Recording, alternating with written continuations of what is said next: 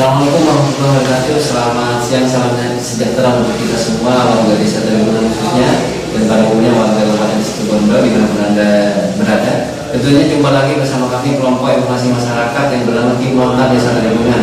Dan tentunya kita akan selalu memberikan sajian informasi di lingkup Desa Triwunan dan untuk Kabupaten Situbondo.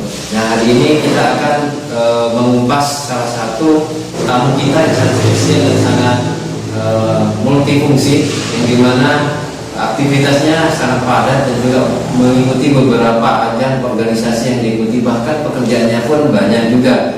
Maka dari itu, dari sisi lain, di samping dengan pekerjaan yang banyak dan juga kita mengurusi keluarga, bagaimana mendidik anaknya sampai mengantarkan ke arah kesuksesan, dan tentunya semua itu butuh semangat, butuh pengorbanan, dan butuh waktu yang sangat panjang. Maka dari itu kita simak bersama, ikuti Pena Lontar. Saya sang lontar, tuan rumah Pena Lontar.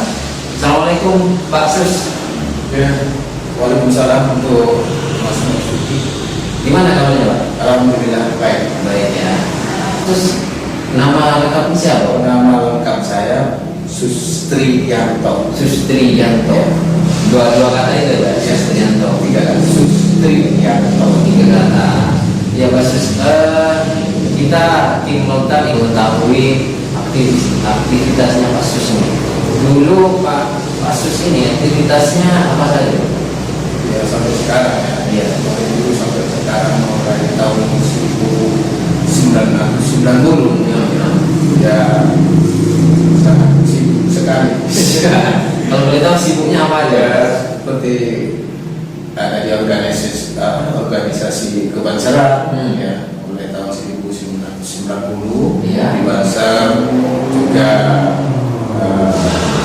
di Karang Taruna, di Kim Sehati sekarang, dan juga Tagana juga Taruna Siaga Bencana, Iya.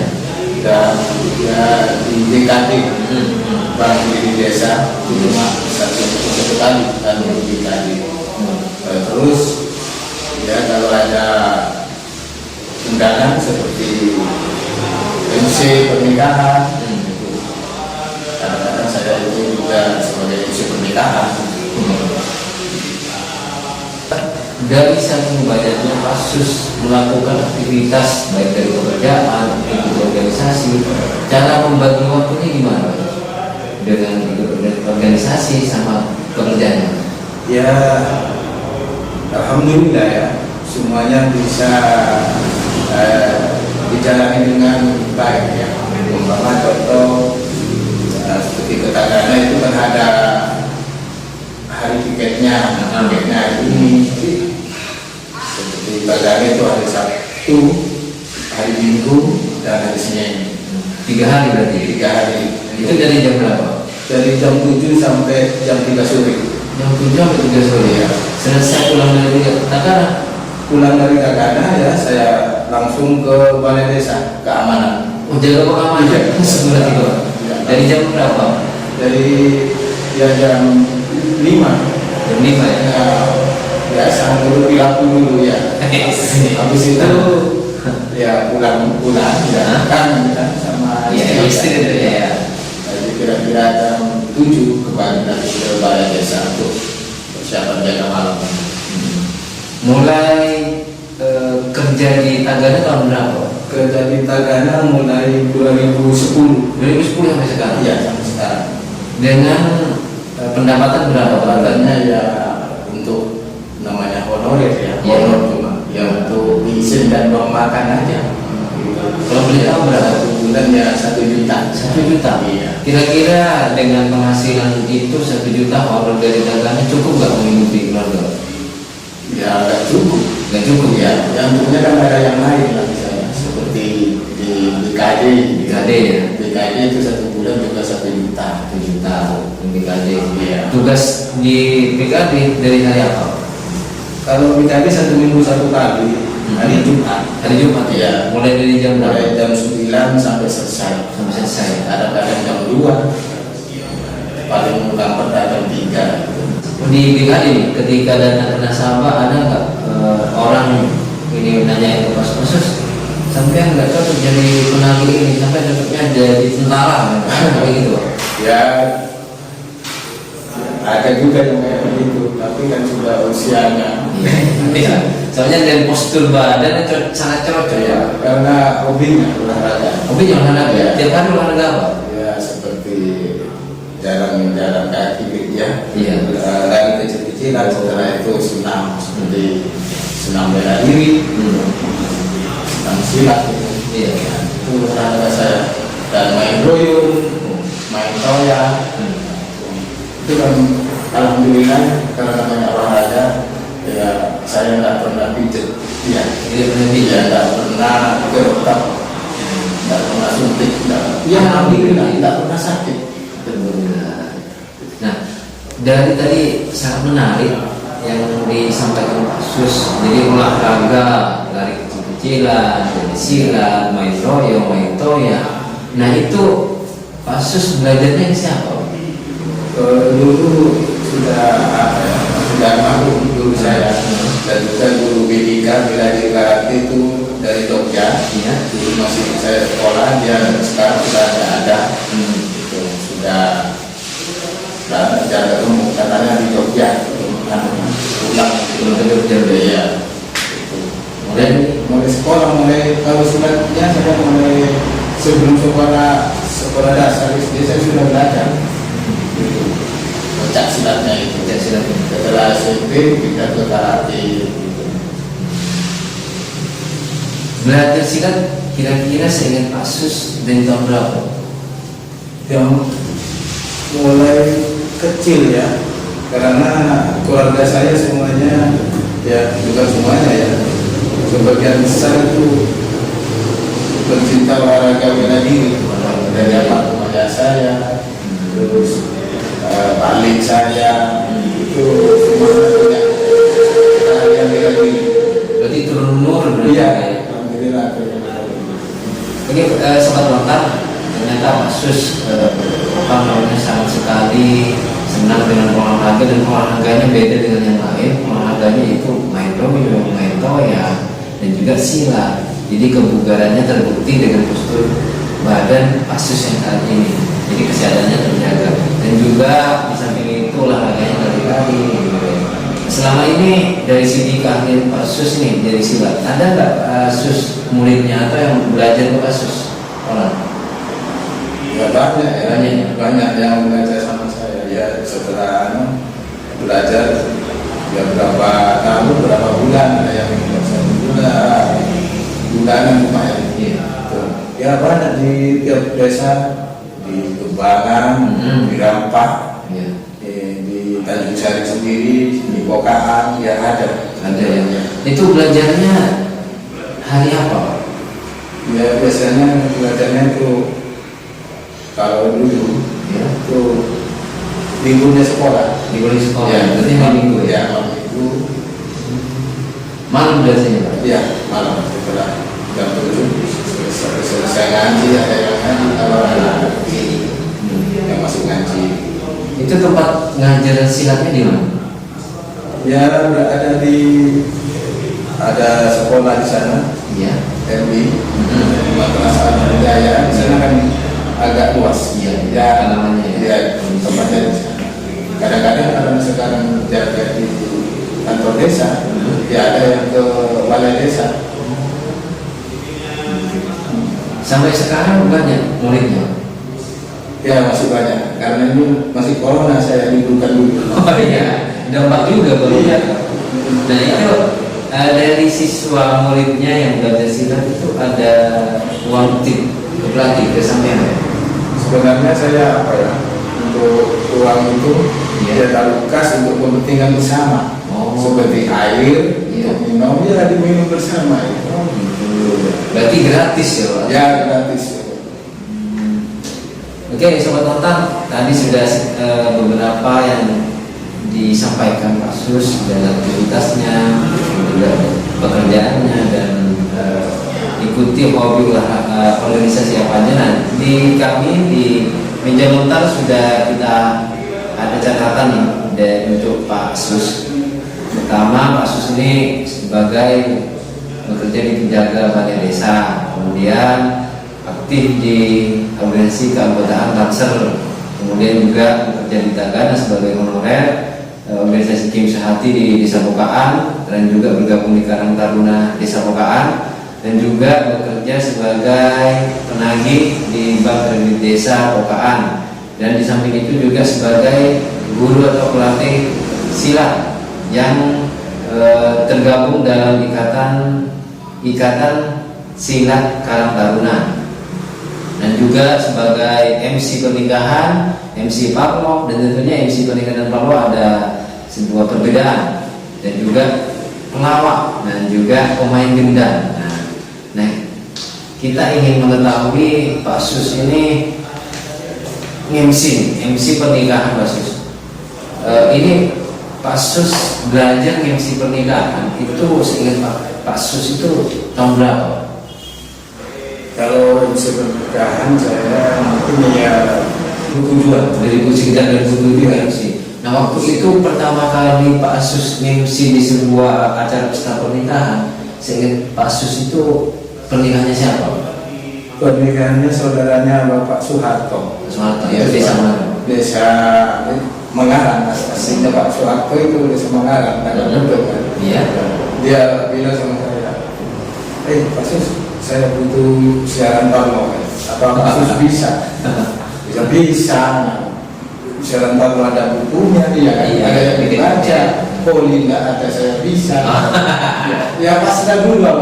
Pasrah. Berarti waktu itu belum pernah sama sekali. Ya, belum pernah diundang ke siaran Parlo. Ya teman saya itu ya, yang butuh siaran Parlo, ya bilang sama saya, kalau bisa Pasus, tanggal ini, bulan ini Pasus bisa siaran Parlo ya. Oh iya kan. Nah, dan waktu itu sama pertama kali jadi penyiar Parlo itu dikasih berapa? Ya, Capek yang dicapai. kalau dulu tahun 2007 dikasih 100. 100 ya? Iya, iya. Tapi segitu buat kasus sudah Alhamdulillah ya. banget ya Pak ya? Ya, karena kan ada seninya, ada pandanya, ada hiburan sama saya.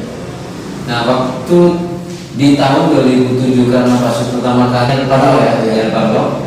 Waktu itu ada apa? Gemetar, nik atau ada salahnya, iya. Ya biasa kan namanya awalnya, Iya. tapi kan karena saya karakternya apa ya, cuma punya apa pelawak, nggak takut lagi. Udah terbiasa. Terbiasa. Jadinya berapa detik enak dan lancar. Situ saya tanya, gimana saya? Karena waktu itu kartu Pak Soeharto, nah itu kan detik. Nah, bisa bisa dipraktekkan cara penyiaran Parlo. Kalau Ya, coba Pak. langsung aja Iya, ya. langsung. Bapak namanya siapa? Mas. Marzuki. Ya. Mami Madura ya kan? Iya. Salam saya pun Pak Rajunan. Boleh ke hubungan dari itu Rabunan dari Bapak Marzuki. Taribunan alamat ekon Ngatrawati dan ke Pangesto Aropa Oben Raja Ekon saya ke Rupiah Kadinto Menangkap Pangesto hanya Cuma gitu ya. nanti ada lagi bunyi itu dibaca. Satu sekon Ragunan dari Bapak Mahfud. Pokaan alamat ekon kata lakitan ke Pangesto hanya Raja Ekon saya ke Rupiah atas nama dari keluarga yang bahagia. Dan belum menyampaikan pada kasauan atas pengguna pendoa restu dari panjenengan. Jadi cuma baca tulisan yang di kertas itu ya. Kertas. Tapi kan itu kan butuh sebuah mental, Ya. butuh sebuah kelancaran, cara bahasa Madura, cara bahasa Madura kok cernak, nak, sesuai dengan tulisan itu. Iya. Kemudian pelawak nih. Pelawak ya melawak itu Pelawak ya? Iya. Bagaimana Rekan duetnya dulu siapa? Ya. Duet pelawak. dulu kita Mahfud. Mahfud, Iya. Mahfud. Pertama kali pelawak ada Sanusi di rumah. bertiga. Biasanya 5 perempuannya lagi. Nah, pertama kali ngelawak itu di acara apa Pak Asus dengan dan kawan-kawan? Di acara di balai desa dulu. Acara apa? Ada acara, ya acara apa ya itu biasanya kalau ada acara-acara di desa itu Hajatan, lomba-lomba, ya diisi oleh lawak oleh karang tahunan gitu. Sama teman-teman musyawarah, gimana? Siap? Ya siap, 5 orang. Alhamdulillah ada perempuannya, karena perempuan yang menarik nonton itu ya. Dia 5 orang. 5 orang Iya. Nah, belajar melawak Pak Asus itu siapa? Ya enggak belajar saya, cuma nonton dulu, Iya. nonton pelawak. Akhirnya ya Bisa. gitu. Nah, ketika mau melawak Pak Asus itu buat cerita dulu apa langsung spontanitas dibikin aja dikira kata-kata ini lucu dikeluarkan. Ya biasanya mengumpulkan dulu ceritanya apa ini, ya. Ceritanya pelawaknya umpama bini gua umpamanya itu dikumpulkan dulu, teman-teman diceritakan begitu. Nanti setelah acara itu di sana sudah. Yang penting ingat ceritanya. Bini gua itu Nyaman juga. iya nyaman, tapi namanya apa ya? Iya. Ya lelaki itu tim ini gitu. Oh. Akhirnya kalau masih ketemu aja ini lelaki. Langsung berarti. Iya. Pemain pemukul gendang Pak. Belajar ke siapa Pak Asus? Mungkin ya, tentang itu belajar sulit. Iya. Kalau tidak ada turunan dari Rasul. Ya. Ya cuma asal awalnya ngiri itu mendengarkan ditiru ya. ditiru. Dulu saya masih kecil kan, masih sekolah SMP. Iya. Saya kan punya gendang ayah saya, gendang silat. Ya dicoba-coba aja, iya dicoba, akhirnya bisa. Ada jiwa seninya. Sekarang kan Pak Asus gendang bisa. Pernah diajak untuk gabung ke salah satu grup ketoprak atau jemaat tidak pernah? Ya pernah di jamaah Dragokan, terus ada silat dan butuh Ya iringan dengan musiknya itu. Iya. Ya pakai saja pernah. Pernah juga. Saya bagian gendang. Nah, saya juga ingin tahu nih, karena Pak Asus kurang lebih ada 19 kegiatan yang setiap harinya Pak Asus dilakukan.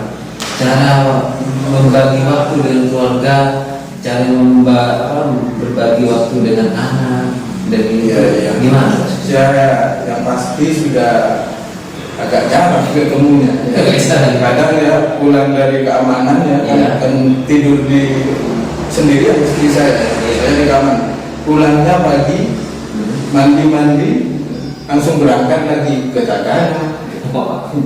Ya jarang ketemu. Jarang ya. Tapi dengan jarang ketemu dengan istri, dengan anak, ada sesuatu yang ini nggak? Maksud? Iya ada. Enggak, itu kan kalau jarang ketemu, kan indah. Apa ada kelebihan rindunya. Oh, rindu ya. Akhirnya jarang kontak. Oh. Wes, dari semenjak nikah sampai sekarang belum pernah tengkar sama sekali. Ya biasa, masalah-masalah kecil ada, tapi ya alhamdulillah terus tetap harmonis. Karena saya keluarnya kan kerja, jadi istri saya maklumi kan cari uang. Ke sana jaga pengajian bahasa, enggak kemana-mana. Istri saya alhamdulillah memaklumi, jadi jarang datangnya gitu. Ya kalau masalah-masalah ya ada pasti namanya keluarga ya, ada ya, tapi ya bisa di antisipasi lah ya. Gitu. Sudah mempunyai keturunan berapa Pak Asus? Alhamdulillah 2 sudah. Sudah 2. Semuanya laki. Semua laki. Ya. Yang pertama itu Ahmad Yulianto. Ya. Alhamdulillah sekarang sudah kerja gitu. Ya. Kerja di mana? Di dinasnya di Jakarta. Ya. Itu di Marinir, Angkatan Laut. Jadi angkatan laut. Iya, yang pertama. Yang kedua? Yang kedua jadi security atau satpam di perusahaan air Aqua di Jalan Fokus itu Pondok. Dua-duanya sudah berkeluarga, Pak? Ya yang berkeluarga sudah. Yang pertama laki-laki sudah kawin. Untuk yang kedua sama kawin itu Iya. adiknya Iya. masih tunangan. Masih tunangan. Iya, masih tunangan. Dengan penghasilan yang didapat dengan Pak Susi itu, terus ada yang sukses lah mengantarkan anak sampai jadi angkatan, jadi tentara Indonesia. Perasaannya Pak Sus gimana, Pak? Ya alhamdulillah senang. Senang. Karena tak masuk akal lah. Iya. Karena namanya kecil kan. Betul. Honor di sana kecil, semua honor kan. Iya. Bukan gaji kan. Ya alhamdulillah. Itu bahagia. Bahagia. Iya. Anak pertama Pak Sus melamar jadi TNI, Pak Sus tahu? Dia tahu. Tahu. Dia pamit masih sekolah. Pak, cita-citanya saya TNI. Wah, kita harus lanjutkan. Walaupun saya tahu ya apa ya. Yang penting saya masih semangat sama anak saya. Lanjutkan cita-citanya itu bagus. Tapi syaratnya kamu jangan rokok, jaga kesehatan. Pokoknya ya olahraga, jangan terlalu berat, biasa-biasa saja olahraganya. Ya ternyata setelah melamar alhamdulillah ya, lolos di TNI. Nah tentunya melamar di angkatan ini prosesnya sangat panjang, Pak. Ya. Harus dilalui dengan anaknya Bapak. Nah, pertama kali Pak Sus menerima kabar kepastiannya bahwasanya anaknya itu lolos dan sudah diangkat dari angkatan, gimana perasaannya? Ini Pak, saya kan itu ya, karena anak saya berarti TNI itu alhamdulillah apa ya sesuai aturan, tidak apa-apa ya itu. Dia telepon sama saya kira-kira jam 2 sore, Iya. saya berada di balai desa. Iya. Ya langsung saya lupa sama orang-orang, saya nangis langsung sujud Dengan rasa syukur. Iya, saya langsung sujud itu, sujud syukur. Saya telepon lagi. Gak minta syukur kan? Alhamdulillah Pak, sukses Pak, sukses. Ya itu, alhamdulillah semua apa ya, takdirnya takdir sudah. Berarti selama ini Pak Sus mengikuti beberapa organisasi yang tidak ada, istilahnya nggak ada honor ya. Iya. Nah, dapat diganti dengan sebuah jabatan anaknya yang dilayani Iya. sebagai TNI. Katanya teman-teman Pak Sus TNU tentara ketujuh nama, kalau anaknya TNI tentara negara Indonesia. Sama-sama tentara, Tentara. sama-sama jadi Iya. pion depan untuk menjaga NKRI. Iya, Karena Sus ada di sebuah kantor desa di sana, menerima kabar bahwasanya anaknya ini. Iya. Terus Pak Sus mendatangi anaknya ketika pelantikan atau gimana? Enggak, langsung enggak pulang ya. Langsung tidak Punya. punya. Terus pendidikan, ya. Saya enggak pulang Pak, mungkin ini langsung ya langsung pendidikan gitu di Malang gitu. Ya. Sampai sekarang. Iya. Sekarang dinasnya di mana anaknya? Sekarang kita di Jakarta. Di Jakarta. Ya, alhamdulillah sekarang tadi malam ya, pas tadi malam jam 9 dia ke Batam. Berangkat lagi. Ya jadi apa? PBB. Iya. Sudah punya cucu? Belum ya. Oke, sobat kota, kita bersama-sama mendoakan semoga Pak Sus ini mendapat cucu dari pasangan anak pertamanya. Semoga nanti menjadi anak yang soleh, soleha, dan berbakti kepada orang tua, berguna bagi agama, nusa dan bangsa.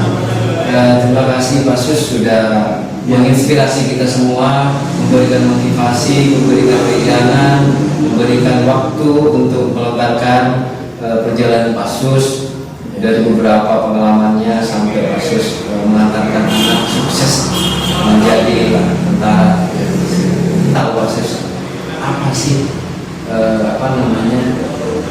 motivasi Pak Sus di bidang keluarga mendidik anaknya sehingga sampai sukses mengantarkan jadi tentara?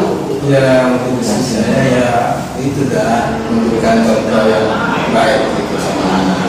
Kan dia tiap kalinya lihat saya mulai masih kecil. Mana Pak?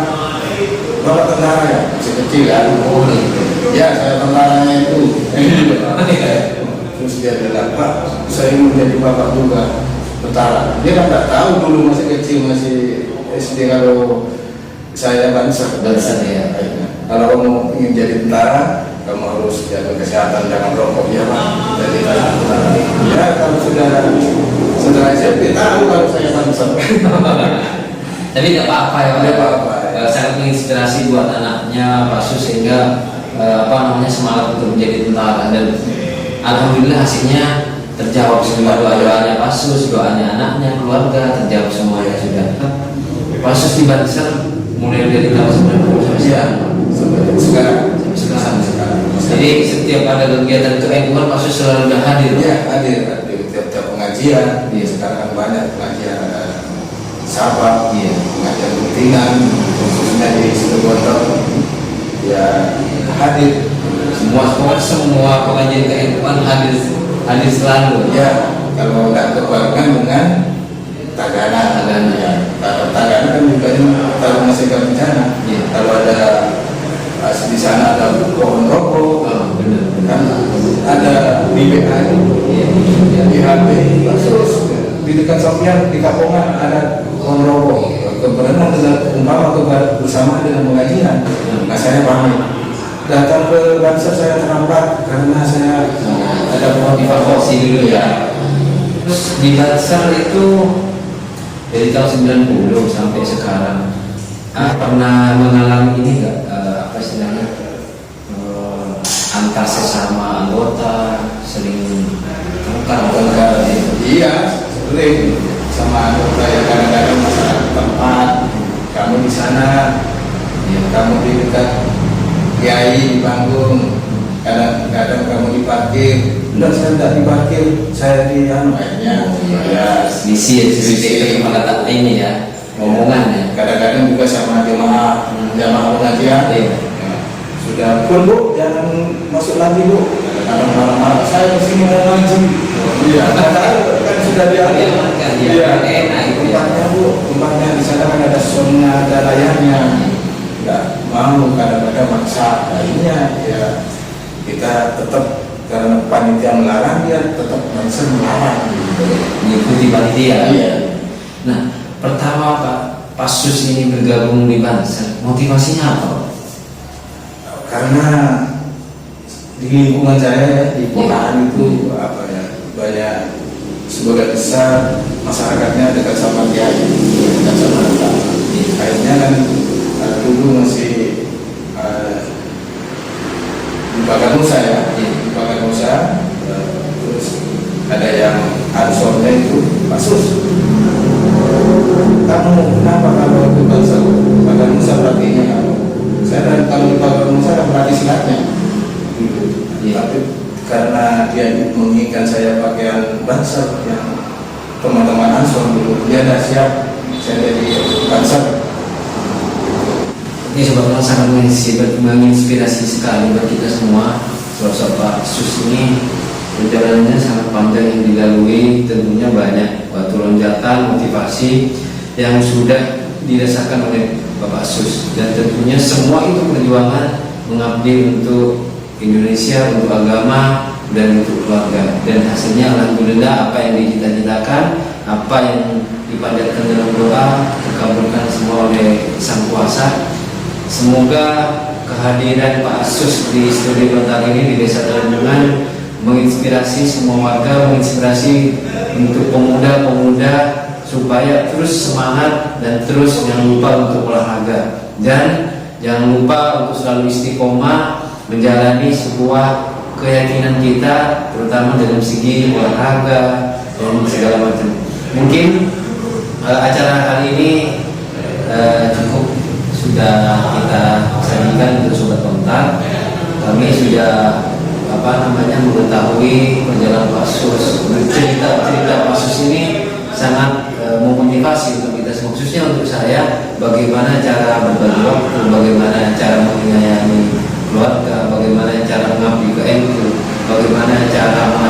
bangga, dan bagaimana cara menjemput rezeki dari pekerjaan itu sendiri. Dan tentunya itu sangat butuh perjuangan, butuh keistimewahan, dan butuh pelatihan dan keikhlasan. Tim Lontar Trembungan melontarkan dari studi Lontar Desa Trembungan. Sampai ketemu di acara yang sama, Pena Lontar. Akhirul kalam. Wassalamualaikum.